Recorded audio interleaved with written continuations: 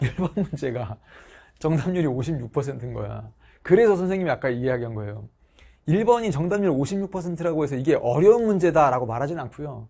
그리고 또 하나는 아까도 얘기했던 것처럼 아예 한 번도 사회문화를 공부해보지 않은 친구들도 이 시험을 치른 게 맞다는 건 이 뭐랄까 이 정답률만 봐도 알거든요. 일단은 선생님의 제자들은 어떻게 푸냐, 자연현상과 사회문화현상을 이렇게 구분지어서 포도당은 체내 조직에 에너지를 공급, 그럼 포도당이 공급하는 거니까 얘는 자연현상이고요. 탄수화물의 함량이 높은 밥이나 빵을 섭취, 여러분 이거 누가 하겠습니까? 섭취는 누가 하겠습니까? 사람들이 하겠죠. 혈당이 상승하면 인슐린 분비가 촉진된다. 이것도 자연현상이고요. 여러분 보면 혈당이 상승하면 인슐린 분비가 촉진된다는 건 무슨 말이냐, 인간이 자 잠깐만 내가 인슐린이라고 하는 게 있는데 인슐린을 내가 분비해야지 한다고 해서 내가 이렇게 한다고 이제 인슐린이 분비가 되거나 그런 게 아니고, 혈당이 상승하는 이게 하나의 뭐 상황이라고 한다면 그때 인슐린 분비가 촉진이 된다는 건 자연현상입니다. 그래서 디귿 정도에서 헷갈리지 않았을까. 20분 이상 걷는 것을 추천하고 있다. 뭐 리을이죠. 바로 가보면 당위 법칙은 사회문화 현상입니다. 기억, 자연현상이니까 틀렸고. 몰가치적이다, 자연현상. 바로 그냥 미는 거예요, 이렇게. 틀렸구나. 개연성의 원리 사회문화 현상이죠. 근데 디귿이라고 써 있으니까 틀렸고. 보편성과 특수성이 공존한다, 사회문화 현상입니다. 리을은 사회문화 현상. 그러네. 그럼 정답은 4번 딱 나오는 거고요. 기역, 디귿과 같은 현상에 비해 니은, 리을. 보세요. 기역, 디귿에 비해 니은, 리을. 인과관계가 뚜렷하다, 불분명합니다. 이쪽이 불분명하고 이쪽은 분명한 거니까 정답은 4번 고르시면 되고, 이렇게 문제 푸는 방식도 실제로 그 시험을 치르다 보면 1번 문제를 어떻게 푸는지만 봐도 선생님의 제자인지 아닌지 알 수 있거든요.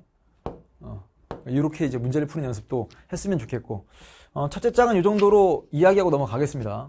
많이 틀린 문제들이 첫째 장은 요 1번 빼고 없어서 둘째 장으로 넘어가면 아이고 네. 바로 6번이 나와요. 분필 좀 줄게요. 우샤. 자, 6번은 2단원 문제인데 이쪽 쭉 보세요. 이런 형태의 문제는 전반적으로 이 내용 전체를 다 이해한다기보다는 이게 이런 얘기인가? 보다는 밑줄 중심으로 보긴 하는데, 근데 이런 것도 있어요. 한 번은 쭉 읽어야 되는 이유가, 즉 요 기역, 니은, 디귿, 리을, 미음, 비읍까지만 읽고 푸는 건 아니고요. 이 전반적인 스토리는 몰라도 상관없는데 이 기역이나 뭐 니은이나 디귿, 이 밑줄을 수식하는 표현들이 앞에 나오는지를 좀 봐주셔야 됩니다. 땡땡국 교사 갑은 한국 생활을 동경하여. 그러니까 이 땡땡국은 우리나라가 아니죠. 그냥 외국이에요. 한국으로 이주할까 고민하고 있다. 그러면 이게 역할 갈등인지 아닌지를 묻게 돼 있어요, 분명히. 근데 역할 갈등은 지위로부터 나오는 역할들끼리 서로 충돌하다 보니까 내가 A라는 지위에선 이것 해야 되고 B라는 지위에선 저것 해야 되는데 이것과 저것이 충돌해서 동시에 못할 때, 얘는 그게 아니죠. 그냥 나도 한국 가서 살고 싶다, 한국으로 이주할까? 이건 역할 갈등이 아니고요. 그 다음, 이후 한국에 있는 세모고등학교에 원어민 교사로 지원하여 합격을 통지받았다.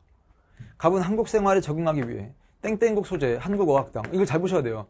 그러니까 이걸 보면 한국인의 언어와 문화에 대한 강좌를 수강하였다. 이 밑줄만 보면 잠깐만, 한국의 언어, 그러니까 한국말, 그 다음 한국 문화에 대한 강좌를 수강하였다. 밑줄만 보면 잠깐만 이거 제4회화인가 싶다가도 앞에서부터 보세요.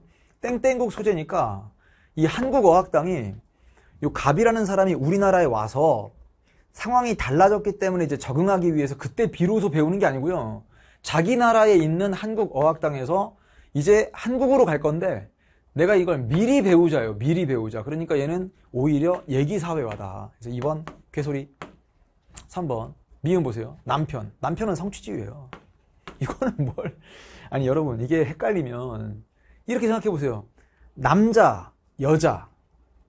요새는 이런 걸 지위라고 잘 묻진 않거든요. 근데 그냥 한번 해보면 남자, 여자, 아들, 딸, 이거는 전부 다 귀속 지위가 맞는데 남자, 여자가 지위라면 근데 이렇게 생각하면 되죠. 세상의 모든 아들들이 누군가의 남편이 되는 것도 아니고 세상의 모든 딸들이 누군가의 아내가 되는 것도 아닙니다. 그러니까 이 남편도 성취지위고요, 아내도 성취지위고요, 아버지도 어머니도 심지어 뭐 며느리, 뭐 장모, 뭐 장인, 뭐 시아버지 전부 다 성취지위거든요. 그래서 답은 3번입니다. 여러분 선배들이 치르는 그 고3들이 치르는 모의평가에는 아내가 나왔어요. 시험에. 여러분은 남편이 나온 거고. 그럼 굳이 이거를 남편도 외워, 아내도 외워, 뭐 시아버지 외워, 며느리도 외우고, 뭐 사위도 외우고 그렇게 할 게 아니라 세상의 모든 아들들이 남편이나 뭐 아버지가 되는 것도 아니다. 누군가의 사위가 되는 것도 아니다. 라고 한다면 이게 귀속지위와 성취주의를 구분할 때 쓰는 좋은 도구가 되는 거구나. 역할에 대한 보상은 그냥 문장으로 틀린 겁니다. 비읍. 행복한 결혼 생활을 하고 있다. 이게 보상이 될 수는 있냐. 그러려면 겨우 역할, 행동에 대한 보상이란 말이 들어가줘야 그때부터 고민하기 시작하는 거예요. 근데 역할에 대한 보상은 이 역할 자체가 하나의 기대이기 때문에 그 기대에 관한 것만 가지고는 거기에다가 보상하는 게 아니라 역할, 행동에 대한 보상, 역할, 행동에 대한 제재라고 써야 그때 고민이라도 하기 시작한다. 그러니까 이런 거죠. 리을이 역할, 행동이에요.